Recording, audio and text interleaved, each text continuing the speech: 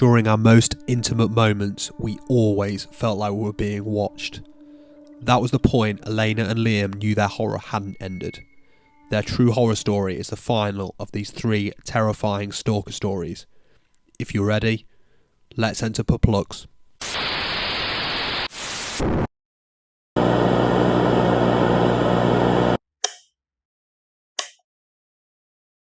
I've always been someone who blends into the crowd, or at least that's what I thought until this semester started. My name is Jenna and I'm at university studying psychology. I'm in my 3rd year and once I graduate I want to become a clinical psychologist. I've always been fascinated by human behaviour, perhaps something I picked up from all the novels I've always read. I want to help people understand their minds better, to uncover the reasons behind their actions and feelings. Maybe it's my way of making my sense of my father's departure, or maybe I just want to ensure that others don't have to feel as confused or lost as I did. Until recently, my college life was as ordinary as anyone else's. Classes, study sessions, the occasional party, nothing remarkable. Things started to change subtly. Walking across campus for my late evening class, I first noticed a figure in a hooded sweatshirt. It was just a fleeting glimpse out of the corner of my eye, a silhouette leaning against the old history building. I didn't think much of it at first. After all, hoodies are hardly uncommon on campus. However, the presence became a pattern. The same figure, always just far enough away to avoid me getting a good view of their face, seemed to appear wherever I went. In the library, I would spot him outside through the large ground floor windows, his face obscured. At the campus coffee shop, he'd be 2 tables away, over in the back corner. Always there and always watching. After a couple of times of noticing this man acting strange around me, I started altering my routes to make sure this wasn't a coincidence. I took unpredictable, winding paths to and from my classes. It didn't help. No matter how random my choices, I'd catch that familiar, unsettling glimpse of the hooded sweatshirt. I pointed it out to my friends at lunch, and they said it must be a secret admirer. He's probably just too scared to come up and speak to you, they said. Maybe they were right. I was a bit flattered, as like I said, I just thought I went around all day being unnoticed. The next time I saw him, I decided I would walk up to him and see what he was up to. Maybe he wasn't creepy after all. Maybe he was just a bit misunderstood. I had seen him again, lurking near the back entrance of the biology building, a place I often passed after my afternoon lab session. This time, determination overpowered my fear. Maybe he's just shy, I thought. Maybe this is the weird way of showing he likes me. I decided it was time to confront him, to put an end to this unsettling game. As I walked towards the building, my heart pounded in my chest. He stood there, partially hidden by a shadow, the hood of his sweatshirt framing his face in a darkness. I slowed my pace as I approached, trying to appear confident. "Hey," I called out, my voice firmer than I felt. He didn't move, didn't even seem to breathe, just stood there, watching me. I stopped a few feet away, close enough to speak without shouting, but far enough to run if things went wrong. "I've noticed you around," I continued, trying to keep my voice steady. "It seems like you're always where I am. Is there a reason you're following me?" For a moment, he didn't respond, and then he ran, without me getting any more answers to why he was acting as weird as he was. That evening was when the first note appeared under my dorm room door, 3 weeks after I first noticed him. It was plain, unremarkable paper with jagged edges, as though torn from a notebook in haste. The message was typed, not handwritten, adding an impersonal chill to the words. "I like watching you. You're never alone." Confronting him clearly didn't work, so I had to do something else. I reported it to campus security immediately. They took the note and promised increased patrol and surveillance. For a few days it seemed to work. The sighting stopped and I felt a tentative relief wash over me. But then, another note came, slipped under my door while I was sleeping. "Changing paths doesn't help. I still see you." Despite my efforts to vary my daily routines and the visible presence of campus security, the notes continued, each one more unsettling than the last. None of them were ever seen being delivered. It was as if he was invisible, leaving only the echoing words in each short letter. One note, however, was different from the rest. It was left in the middle of my psychology textbook, which I had only left unattended for a moment while I went to the restroom during a study session in the library. It read, "You study the mind. Can you understand mine?" Then, surprisingly, as suddenly they had started, the notes stopped. Days turned into weeks, and no more messages appeared.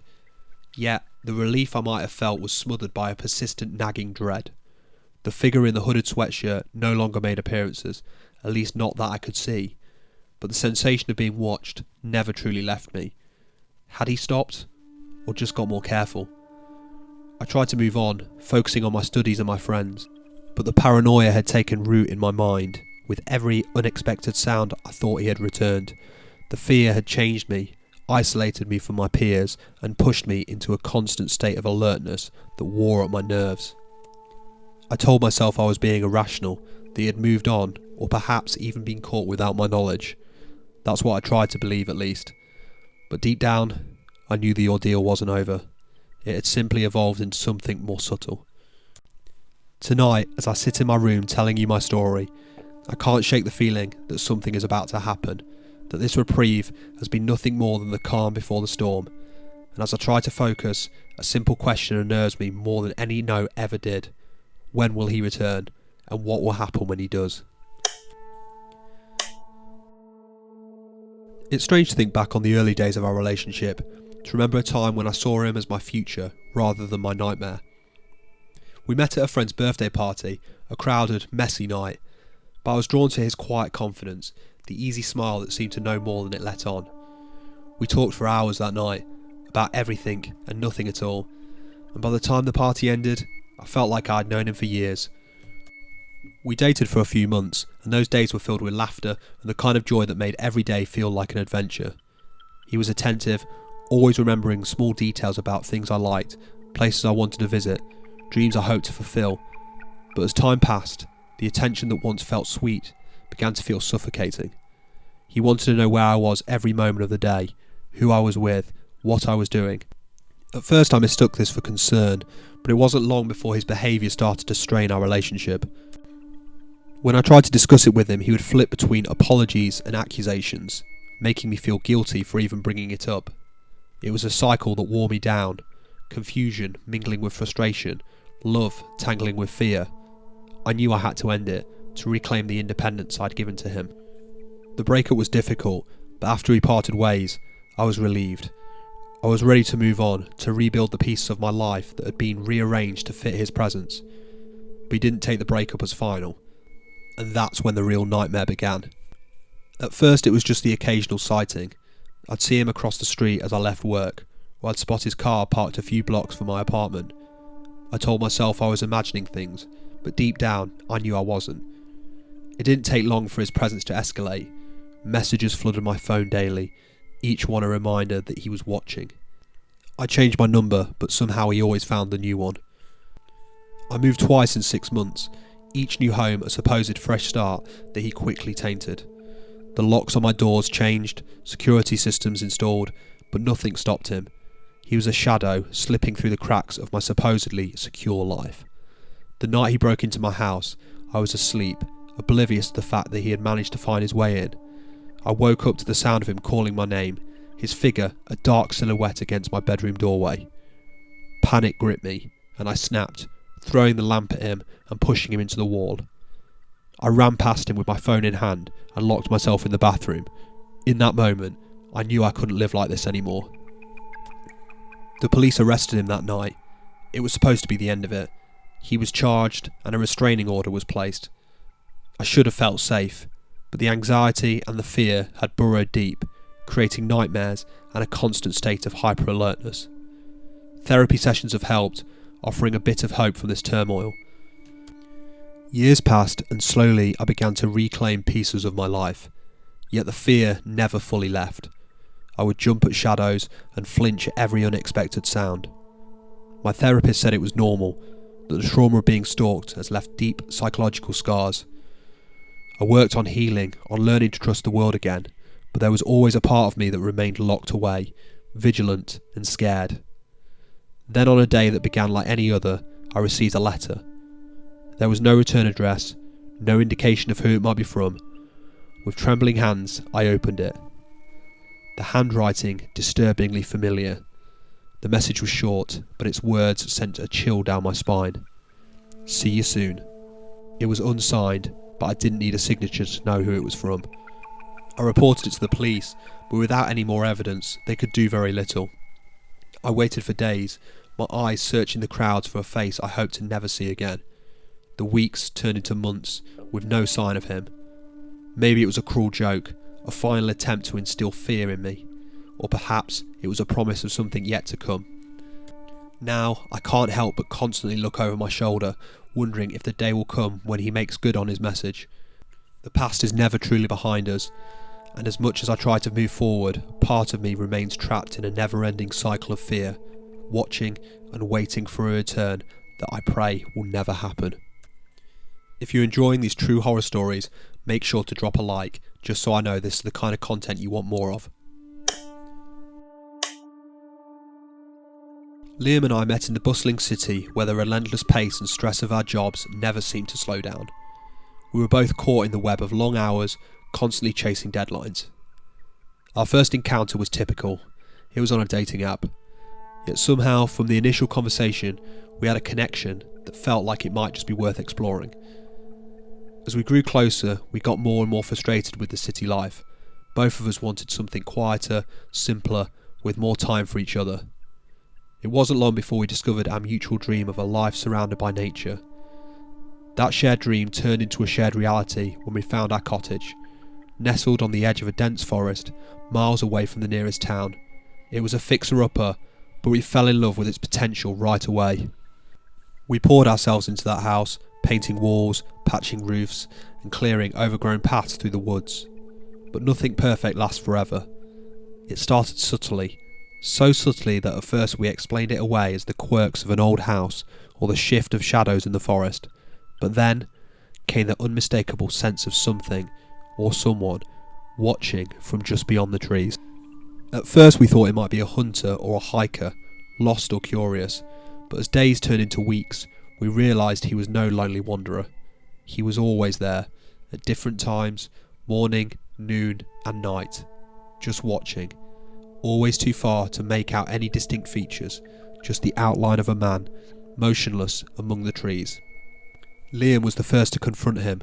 He marched into the woods one afternoon, but by the time he reached the spot where the figure usually stood, there was no one there. Only the rustle of leaves and the distant call of an owl met him. When he returned, his unease had turned to frustration. "There's no one there, Helena," he insisted, trying to convince himself as much as me. It must be our imagination playing tricks with the shadows. We called the police the next time we saw the figure, but their search was as fruitless as Liam's. No evidence was found, not a footprint, nor a disturbed leaf. They suggested perhaps it was indeed a trick of the light, or maybe someone passing through, simply harmless. One rainy night we gathered by the fireplace, the figure forgotten in the comfort of crackling logs and the patter of rain against the window. But in the morning, the sun revealed a new horror.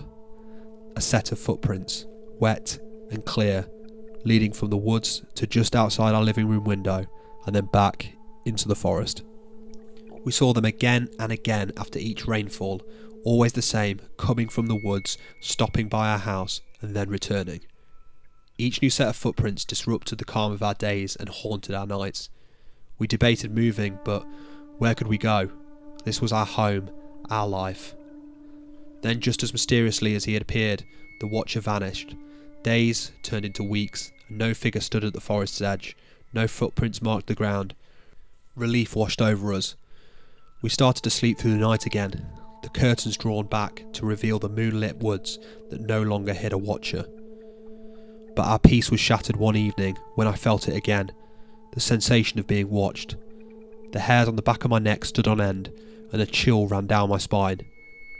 I turned slowly, half expecting to see him, but there was nothing, only the trees and the shadows.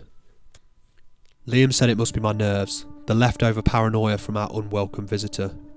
Maybe he was right, but sometimes when the house is quiet and the world outside is shrouded in night, I wonder if he's still out there, watching, waiting. Or perhaps, and this thought chills me more, he never needed to watch us from the woods again.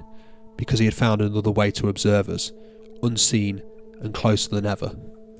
We keep the curtains closed now, rain or shine, and though the footprints have stopped, the unease remains. A silent acknowledgement between Liam and me. We never speak of it, but at night we both feel it. The Watcher is still here. If you're interested, the next true horror video is almost done, and when it is, it'll be uploaded right here.